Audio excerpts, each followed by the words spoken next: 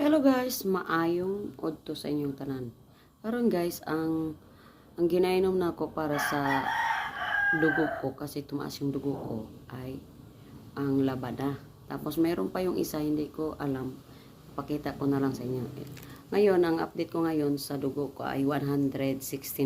Kagabi 191 kagabi. Ngayon, petsa ngayon ay 28. So, ipakita ko sa inyo guys, nag-inom ako ng labana. 7 dahon ng labana ang ininom ko.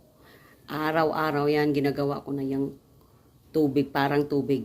Hindi na ako minom ng tubig, kaya na bumaba. Ngayon, mamayang gabi, mag-BP naman ako. Tingnan niyo guys, ang tubig ng labana, nilaga ko.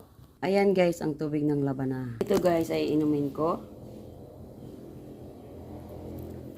Ginawa ko ng tubig.